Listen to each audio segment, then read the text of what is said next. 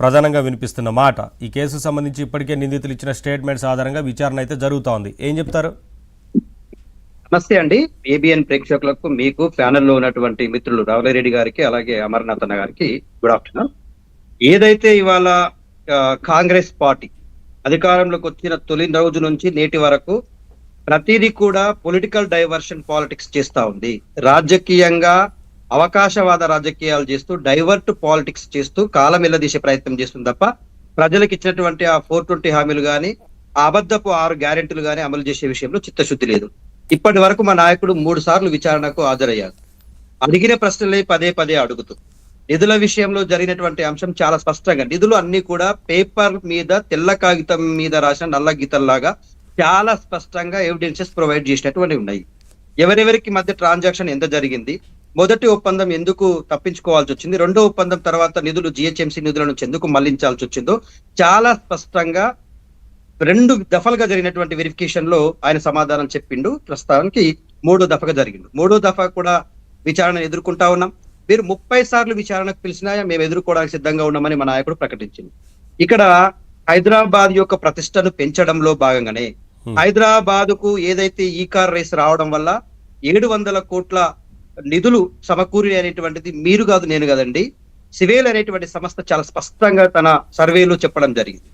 ఈ ఒప్పందం వల్ల హైదరాబాద్ అనేటువంటిది భవిష్యత్తులో ఈ వెహికల్స్ కి, ఏదైతే ఎలక్ట్రానిక్ వెహికల్స్ కి ఒక హబ్ గా మారుతుంది. దానివల్ల హైదరాబాద్ బ్రాండ్ ఇమేజ్ పెరుగుతుంది.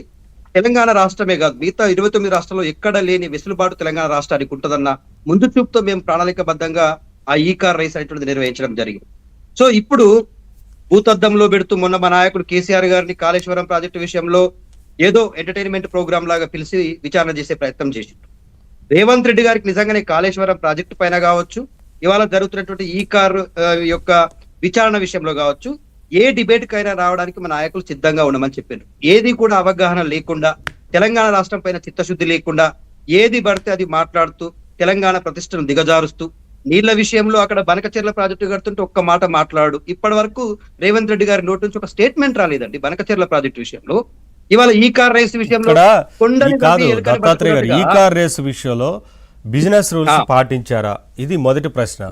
ఎందుకంటే చాలా క్లియర్ గా తెలుస్తోంది కదా అనేది వారు చెప్తున్న మాట. ఒకటండి, ఇప్పుడు బిజినెస్ రూల్స్ పాటించారా లేదా అనేటువంటిది విచారణ అధికారులు చెప్పిన దానికి మా నాయకుడు చాలా స్పష్టంగా చెప్పారు. ఇప్పుడు బిజినెస్ రూల్స్ మేము పాటించకపోతే జరిగినటువంటి ఒప్పందం కేటీఆర్ గారికి వ్యక్తిగతంగా జరిగిన ఒప్పందం కాదది.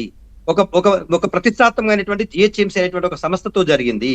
ఆ సంస్థ అనేటువంటిది దానికంటే ఒక ప్రత్యేకమైనటువంటి బడ్జెట్ కావచ్చు, దానికంటూ ఒక ప్రత్యేకమైనటువంటి లీగల్ ఎవిడెన్సెస్ ఉన్నటువంటి సంస్థ. ఆ సంస్థ పూర్తి స్థాయిలో, ఆ సంస్థకు ఆ రోజు ఏదైతే బ్యూరోక్రాట్ గా పనిచేసినటువంటి అరవింద్ కుమార్ గారు కూడా ఈ విచారణ ఎదుర్కొన్నారు. దానికి సంబంధించినటువంటి డాక్యుమెంట్స్ అని కూడా ప్రొవైడ్ చేశారు. సో మేము ఏమంటున్నామంటే, పట్ట కాల్చి మీదేయడం. ఏమంటున్నాం, అబద్ధము అంటే అబద్ధాన్ని నిజమని మాట్లాడుతూ అబద్ధం అబద్ధం అబద్ధం అంటే అబద్ధం నిజమైపోతుందని విశ్వసించే కాంగ్రెస్ పార్టీ నాయకులు చేసిన ఒక కుట్ర నాయకత్వం అండి, కుట్ర నీతి ఇది. ఇంతే తప్ప దీంట్లో ఏం లేదు. కొండని ద్రవ్వి ఎలుకని పట్టుకోవడం తప్ప ఏం లేదు. కోతికి కొబ్బరికాయ చిక్కినట్టుగా బీజేపీ నాయకులు అవసరమైన విషయాలు మాట్లాడతారు. మీరు అన్నారు వ్యక్తిగత విషయాల కోసం కాదన్నప్పుడు వ్యక్తిగతంగానే నిర్వహిస్తున్నట్లుగా వ్యవహరించారనేది కాంగ్రెస్ పార్టీ చెప్తున్న మాట. ఎందుకంటే ఒక కేబినెట్ అనుమతి లేకుండా ఇష్టానుసారం వ్యవహరించారని, మళ్ళా మా ప్రభుత్వం వస్తుంది కదా, మీరు కానిచ్చేయండి నేను చెప్తున్నా కదా అని అధికారులకు ఆదేశాలు ఇచ్చారని, నోటి మాటతోనే పని చేసేలాగా చేశారనేది. ఇవే కదా ఇక్కడ బిజినెస్ రూల్ అనేది ఒకటి ఉంటుంది, అవన్నీ పాటించలేదనేది వారు చెప్తున్న మాట. ఏమంటున్నామండి, బిజినెస్ రూల్ అనేటువంటిది కేవలం తీసుకునేటువంటి నిర్ణయాలకే కాదు, ఏదైతే మనం అసెంబ్లీలో పెట్టుకోబోయేటువంటి విషయాలలో కూడా బిజినెస్ కమిటీ, అది ఒక బిజినెస్ అకౌంట్ కమిటీ అనేటువంటి దాన్ని విచారించిన తర్వాతనే, బిజినెస్ అడ్వైజరీ కమిటీ విచారించిన తర్వాతనే ఒక నిర్ణయం తీసుకుంటుంది క్యాబినెట్. ఏదైనా కావచ్చు, క్యాబినెట్ నిర్ణయాలను బిజినెస్ అడ్వైజరీ కమిటీ ముందర పెట్టిన తర్వాత చర్చ జరుగుతుంది.